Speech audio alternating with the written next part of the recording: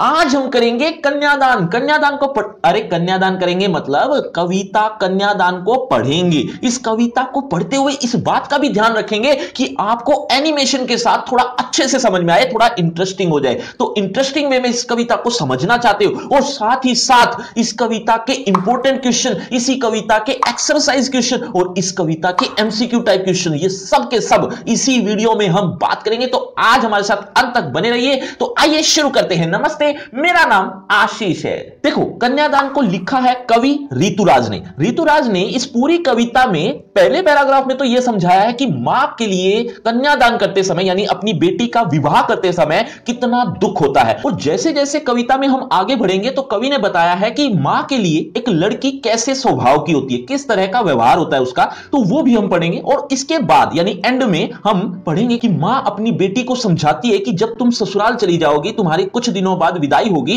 तब ससुराल में किन किन बातों का तुम्हें ध्यान रखना है। ये सारी बातें हम इस कविता में पढ़ेंगे। देखो, पहली 3 पंक्तियों में बताया है कि मां जब अपनी बेटी का कन्यादान करती है मतलब शादी करती है, तब उसका जो दुख होता है एक्चुअलिटी होती है उसमें, यानी कोई दिखावा नहीं होता, वास्तविक दुख होता है उसका। और साथ ही साथ यह भी कहा कि मां अपनी बेटी को जब दान करती है यानी कि उसकी शादी, उसकी विदाई करती है, तब उस समय ऐसा लगता है मां को जैसे मेरी अंतिम पूंजी ही मैं अपनी दान कर रही हूं, मेरे पास फिर लास्ट में कुछ भी नहीं रहेगा। ऐसा ही कुछ इस पैराग्राफ में पढ़ेंगे। ध्यान से देखिए, कितना प्रमाणिक था उसका दुख लड़की को दान में देते वक्त, जैसे वही उसकी अंतिम पूंजी हो। कितना प्रमाणिक, प्रमाणिक का मतलब होता है वास्तविक, एक्चुअल, सच्चा। तो उसका जो दुख था, उसका किसका? मां का। मां जब अपनी बेटी को दान में देती है अर्थात उसकी शादी कर देती है, तो उसका जो दुख होता है वो सच में होता है अर्थात वास्तविक होता है, वो कोई दिखावा नहीं होता लड़की को दान में देते वक्त। जैसे वही उसकी अंतिम पूंजी हो, जैसे वही उसकी आखिरी पूंजी थी, अब वो भी चली जाएगी। अंतिम पूंजी बेटी को कहा है, लेकिन क्यों कहा है? क्योंकि मां अपनी बेटी से ही सारी बातें शेयर करती थी, उसके लिए वही अंतिम पूंजी थी जो अब कुछ समय के बाद वो दान में दे देगी अर्थात ससुराल में भेज देगी। तो उसका दुख उस समय कितना वास्तविक होता है, कितना ज्यादा मात्रा में होता है। लड़की अभी सयानी नहीं थी, अभी इतनी भोली सरल थी। अब इन 2 पंक्तियों में बता रखा है, मां ने अपनी बेटी के व्यवहार के बारे में वर्णन किया है। क्या कहा है? कहा है कि लड़की अभी सयानी नहीं थी, सयानी मतलब समझदार नहीं हुई थी, अभी इतनी भोली सरल थी। उसका जो स्वभाव था वो बिल्कुल भोला भाला था, बिल्कुल सरल स्वभाव वाली थी। तो मां के लिए अपने बच्चे वैसे भी भोले भाले ही होते हैं, इतने समझदार नहीं होते, अक्सर ऐसा हो जाता है। तो इन 2 पंक्तियों में यही कुछ बता रखा था कि लड़की अभी इतनी समझदार नहीं हुई थी, उसमें समझदारी नहीं थी, उसका जो स्वभाव था वो बिल्कुल भोला भाला था और सरल स्वभाव की थी। कुछ इस तरह की हिंदी आप लिख सकते हैं। बच्चों, इस कविता के कवि का मैंने क्या नाम बताया था, एक बार जल्दी से कमेंट करके बताओ, मैं देखना चाहता हूं कितने बच्चे मेरी बातें ध्यान से सुन रहे हैं। आगे देखो कि उसे सुख का आभास तो होता था लेकिन दुख बांचना नहीं आता था। अब इन 2 पंक्तियों में बता रखा है कवि ने कि बेटी ऐसे स्वभाव की थी कि उसे सुख का आभास तो हो जाता था, मतलब वो सुख तो महसूस करती थी, खुशियों में शामिल हो जाती थी, हंसती थी, खेलती थी, लेकिन जब दुख आता था उसके जीवन में तो उसको दुख को दूर कैसे करना है वो अकेली ऐसा नहीं कर सकती थी, क्योंकि उसको अपने माता पिता की जरूरत पड़ती थी। तो ऐसी अवस्था में मां अपनी बेटी का दान में कर रही है यानी उनकी शादी कर रही है, तब ऐसी स्थिति में मां सोचती है कि मेरी बेटी सुख तो महसूस कर लेगी, लेकिन जब दुख आएगा तो मेरे बिना वो कैसे सहेगी, किस तरह से दूर करेगी। तो ऐसा ही कुछ लिखा हुआ है, वर्ड टू वर्ड देखो क्या लिखा है कि उसे सुख का आभास तो होता था। आभास मतलब महसूस होना। कवि कहता है कि बेटी ऐसी थी कि वो सुख को तो महसूस कर लेती थी लेकिन दुख बांचना नहीं आता था। बांचना मतलब पढ़ना, समझना। तो उसको दुख को कैसे पढ़ना है, कैसे समझना है, किस तरह से दूर करना है, ये उसे नहीं आता था। पाठिका थी वह धुंधले प्रकाश की, कुछ तुक्कों और कुछ लयबद्ध पंक्तियों की। इस 2 पंक्तियों को थोड़ा ध्यान से समझना। क्यों ऐसा? इसीलिए क्योंकि बहुत इंपॉर्टेंट है और थोड़ी सी ट्रिकी है। देखो, जैसे अगर मैं ये कहूं कि आजादी कौन नहीं चाहता, अब इसका मतलब क्या है? इसका मतलब अगर कोई समझदार है तो वो ये निकालेगा कि आजादी हर कोई चाहता है। ये कोई प्रश्न नहीं पूछ रहा कि आजादी कौन कौन नहीं चाहता बताओ, ये कोई प्रश्न नहीं है, ये तो बताया जा रहा है कि आजादी हर कोई चाहता है। इस लाइन का मतलब ये है, लेकिन ये समझदार व्यक्ति तो समझ जाते हैं। ऐसे ही अगर हम छोटे बच्चों को कहें यही वाली लाइन तो वो इस बात को नहीं समझेंगे, वो तो इसका प्रश्न बनाएंगे कि आजादी कौन कौन नहीं चाहता है बताओ, इस तरह का प्रश्न बनाएंगे। लेकिन ऐसे ही आपके साथ भी होता है। जब कोई कविता आती है, जैसे यही कविता लगा लो, इस कविता के अंदर जो भाव भाव छिपा है, जो बातें छिपी हैं, वो तो कोई समझदार या यूं कह सकते हो कि कोई बड़ा व्यक्ति ही समझ सकता है। छोटे बच्चे या आसानी से इसको नहीं समझ पाएंगे कि इसमें जो हिडन मीनिंग है वो क्या निकल रहा है। तो ऐसा ही सबके साथ होता है, उस बच्ची के साथ भी यही है कि वह कविता को तो अच्छे से पढ़ लेती थी, समझ लेती थी, लेकिन अंदर के भाव को नहीं समझ पाती थी। अब इसका क्या मतलब है? इसका मतलब वही है जो मैंने अभी थोड़ी देर पहले बताया कि वो सुख तो पढ़ लेती थी, सुख का आभास तो उसे होता था, लेकिन अंदर से गहराई तक अगर दुख को पढ़ना है, समझना है, उसको ठेलना है, उसको दूर करना है, तो वो उसे नहीं आता था। तो अब ऐसा ही कुछ हम पढ़ेंगे। शब्दार्थ देखो, पाठिका थी वह धुंधले। धुंधला का मतलब होता है जो स्पष्ट रूप से दिखाई ना दे, अस्पष्ट, और वो अस्पष्ट क्या है? प्रकाश। अब आगे देखो, कुछ तुक्कों और कुछ लयबद्ध पंक्तियों की। तुक और लयबद्ध पंक्तियों का मतलब यही है, कविता की लय या रिदम। तुक और लयबद्ध पंक्तियों को वो पढ़ तो लेती थी लेकिन समझ नहीं पाती थी। ऐसी पाठिका थी वो, ऐसी पाठिका मतलब पढ़ने वाली थी। अब इन दो पंक्तियों को आसान भाषा में भी समझो। कवि कहते हैं कि मां के लिए अपनी बेटी ऐसी पाठिका थी जो धुंधले प्रकाश में कविता को पढ़ तो लेती थी। पढ़ने का मतलब उस तुक्कों और लयबद्ध पंक्तियों को आसानी से बांच लेती थी। बांचना मतलब पढ़ना, पढ़ तो लेती थी लेकिन उसे आभास नहीं हो पाता था कि उसके अंदर का भाव क्या छिपा है। मतलब साफ सा यही था जो मैंने पहले ही बताया कि वो सुख का आभास तो कर लेती थी। सुख का आभास करने का मतलब यहां पर यह है कि वो धुंधले प्रकाश में लयबद्ध पंक्तियों को पढ़ लेती थी लेकिन उसे दुख बांचना नहीं आता था, मतलब उसके अंदर के भाव को वो नहीं समझ पाती थी। अब आखिरी की कुछ पंक्तियों में मां ने अपनी बेटी को कुछ सीख दी है। किस तरह की सीख? कि वो जब ससुराल जाएगी तो वहां उसे किन किन बातों का ध्यान रखना है, क्योंकि अक्सर कुरीति के चक्कर में, दहेज प्रथा के चक्कर में या और कई तरह की कुरीति के चक्कर में बहुओं को प्रताड़ित किया जाता है, बहुओं पर अत्याचार किया जाता है। उनका किस तरह से ध्यान रखना है, ये सारी बातें इस पैराग्राफ में हम पढ़ेंगे। मां ने जो बेटी को सीख दी है, इन दो पंक्तियों बल्कि इन चार पंक्तियों में मां ने सीख देते हुए कहा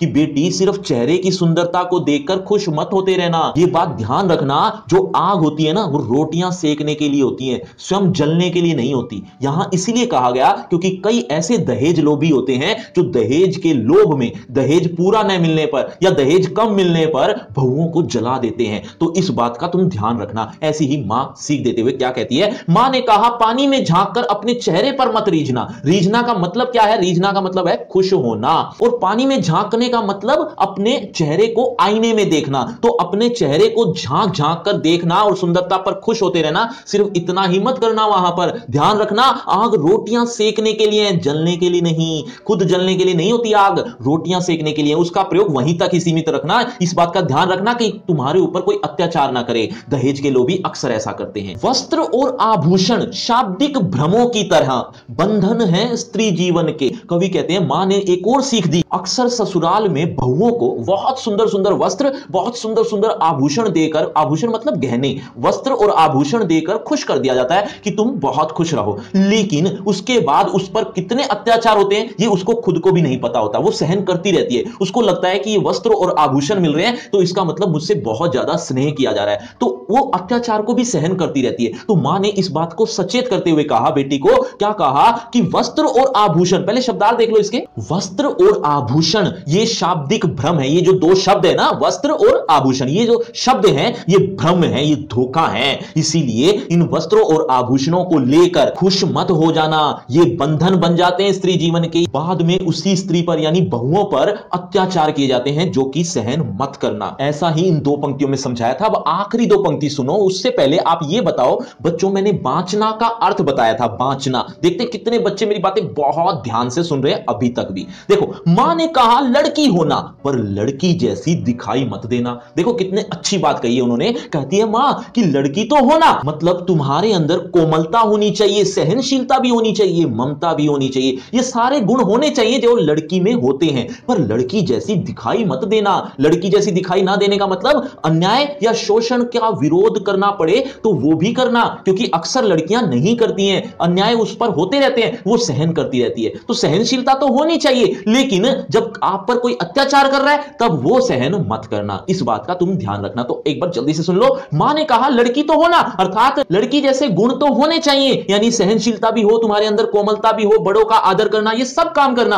पर लड़की लड़की जैसी दिखाई मत देना, मतलब अगर अत्याचार हो रहे हो तुम्हारे ऊपर तो उसको सहन मत करना। अब आप सोच रहे होंगे कि ये कविता खत्म हो गई है। नहीं, बिल्कुल भी नहीं बच्चों, एक बात का ध्यान रखना, जब तक आप इसके इंपॉर्टेंट क्वेश्चन, जब तक आप इसके एक्सरसाइज क्वेश्चन, जब तक आप इसके एमसीक्यू टाइप क्वेश्चंस नहीं पढ़ लेते, नहीं समझ लेते, तब तक ये कविता इनकंप्लीट है। तो बच्चों ये सारी चीजें आपको मिलेंगी कहां? ये सारी चीजें आपको मिलेंगी डिस्क्रिप्शन बॉक्स में। एक लिंक दिया है जिसका नाम है फ्री क्रैश कोर्स, उसमें आपको ये सारी चीजें बहुत अच्छे से समझाई गई है। ये सारी चीजें आपको डिस्क्रिप्शन बॉक्स में free crash course for 10th class इस नाम से लिंक मिल जाएगा, वो जरूर देख लेना। कुछ इस तरीके से आपको सब चीज मिल जाएंगी। लेकिन अब होगा इस कविता से रिलेटेड एक छोटा सा टेस्ट। देखना चाहता हूं आपने इस कविता को कितने अच्छे से समझा। अगर आपने अच्छे से समझा है तो आ देखे जरा किसने कितना पढ़ा। पहला प्रश्न आपकी स्क्रीन पर ये रहा, कवि ने किसके दुख को प्रमाणिक कहा है? बच्चों हर प्रश्न के बाद आपको 5 सेकंड मिलेंगे आंसर देने के लिए। आप अपना आंसर कमेंट करते रहना। देखना चाहता हूं एंड में किसके कितने आंसर ठीक हुए। कवि ने किसके दुख को प्रमाणिक कहा है? ऑप्शन ए भाई के, ऑप्शन बी मां के, ऑप्शन सी पिता के, ऑप्शन डी बहन के। आपके 5 सेकंड, 5 4 3 2 1 0। सही उत्तर है ऑप्शन बी मां के। चलिए अगले प्रश्न की तरफ। अगला प्रश्न आपकी स्क्रीन पर, मां ने किसे देखकर न रीझने का आदेश दिया है? आपके ऑप्शन आपकी स्क्रीन पर, ए वस्त्रों को, ऑप्शन बी धन को, ऑप्शन सी चेहरे को, ऑप्शन डी गहनों को। 5 4 3 2 1 0। सही उत्तर है ऑप्शन सी चेहरे को। चलिए अगले प्रश्न की तरफ। अगला प्रश्न आपकी स्क्रीन पर, आग का प्रयोग किस कार्य के लिए बताया गया है? आपके ऑप्शन आपकी स्क्रीन पर ये रहे। ऑप्शन ए रोटियां सेकने के लिए, ऑप्शन बी स्वयं जलने के लिए, ऑप्शन सी दूसरों को जलाने के लिए, ऑप्शन डी इनमें से कोई नहीं। 5 4 3 2 1 0। सही उत्तर है ऑप्शन ए रोटियां सेकने के लिए। चलिए अगले प्रश्न की तरफ। अगला प्रश्न आपकी स्क्रीन पर, नारियों के लिए किसे बंधन बताया गया है? आपके ऑप्शन ए धन को, ऑप्शन बी वस्त्रों एवं आभूषणों को, ऑप्शन सी शिक्षा को, ऑप्शन डी गृहस्थ जीवन को।